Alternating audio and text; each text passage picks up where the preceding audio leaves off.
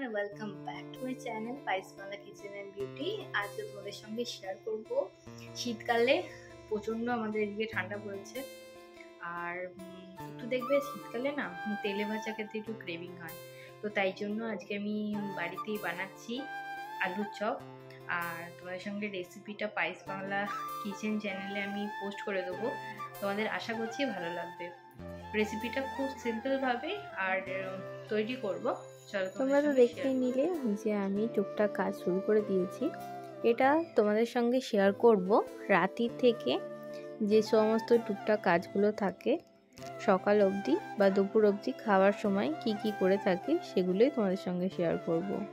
দেখো আমরা একবারে দুধ কেনা হয় যেহেতু, তাই জন্য আমাদের দুধটাকে ভালো করে জাল দিয়ে তারপরে ঠান্ডা করে সর পড়ার জন্য বাইরে রেখে দিই এবং ফ্রিজেও রেখে দিই। আর সেই টাটকা দুধ দিয়ে দেখো আজকে খুব কফি খেতে ইচ্ছা হলো, তাই জন্য একটু কফি বানালাম। আর যেহেতু ঠান্ডাটা প্রচুর পরিমাণে পড়েছে তাই জন্য কফিটা দেখবে এই টাইমে খেতে সত্যিই খুব ভালো লাগে। আর একটুখানি ঘন ঘন করেই করলাম। আর এই যে ফ্লাক্সটা তোমরা দেখতে পাচ্ছ, এই ফ্লাক্সটা কিন্তু বোরোসিলের একটা ফ্লাক্স, একদম ছোট্ট মতন। তোমরা যদি ট্রাভেলের যদি করো তাহলে কিন্তু এই ফ্লাক্সটা চা কিংবা কফি নিয়ে যেতে পারো। এটা কিন্তু একদম ছোট্ট মতন আর তোমাদের অনেক বেশি হেল্প হবে। আর দুপুরবেলা দেখো আমি এখানে আপেলটা খেতে খেতে আর খাওয়া হয়নি, তার সঙ্গে এই গাছের পেঁপেটা ছিল সেটাও আমাদের খাওয়া হয়নি।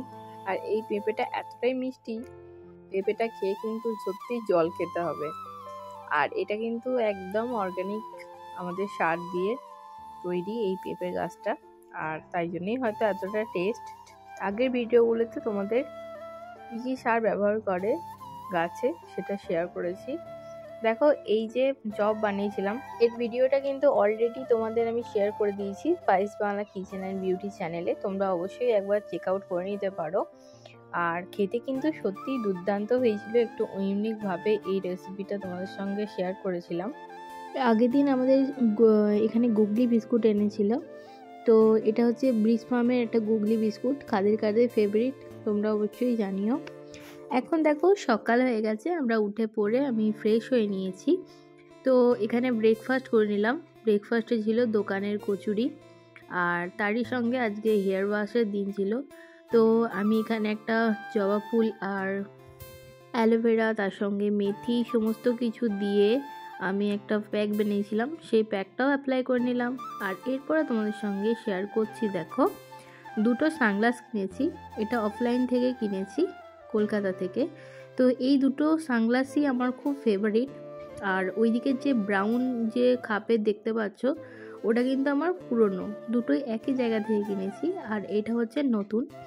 এই সানগ্লাসটা অনেকটা ইউনিক একটা ডিজাইন, তো এই সানগ্লাসটা আমার খুব পছন্দ হয়েছিল। আর এই সানগ্লাসটা তোমার অনেকটা একদম ইউনিক আর পরলে খুব সুন্দর একটা লুক দিচ্ছে, তো এইটাও একটা কিনেছি। আর তার সঙ্গে আরেকটা যে সানগ্লাস আছে ওটাও কিনেছিলাম, ওটাও তোমার বেশি দাম নেয়নি, 200-250 টাকার মধ্যেই তোমার হয়ে গেছিলো। এটা একটুখানি যে হ্যান্ডেলটা আছে এটা একটু মোটা, আর এটা পার্পল কালারের, আর ওটা হচ্ছে ব্ল্যাক সরু। তো দুটো দুরকম থাক, দেখতে খুব সুন্দর, দুটোই খুব ফেভারিট আমার কাছে। তো তোমরা জানিও যে কোনটা ভালো, তোমাদের কোনটা পছন্দ হচ্ছে। আমার কিন্তু দুটোই ফেভারিট।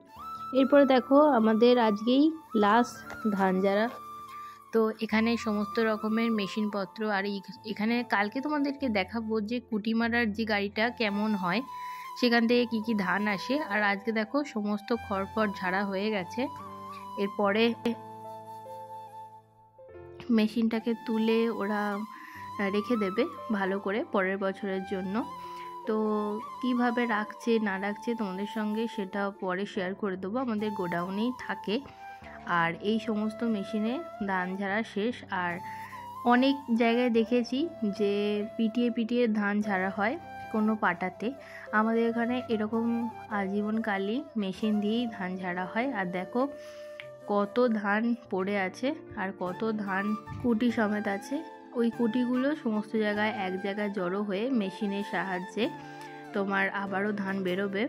আর এই যে এটা হচ্ছে তোমার দেখিয়েছিলাম যে ধান ঝাড়ার মেশিনটা কেমন হয়, এটা তোমার ঝেড়ে মুছে আবারও পরের বছরের জন্য রেখে দেওয়া হবে। আজকের মতন এইটুকুনি। কেমন লাগলো ব্লগটা অবশ্যই তোমরা কমেন্ট করে জানিও। ভালো লাগলে অবশ্যই আমার চ্যানেলটাকে সাবস্ক্রাইব করে দিও। আজকের জন্য এটুকুনি, আবারও অন্য কোনো ভিডিও নিয়ে হাজির হব। বাই।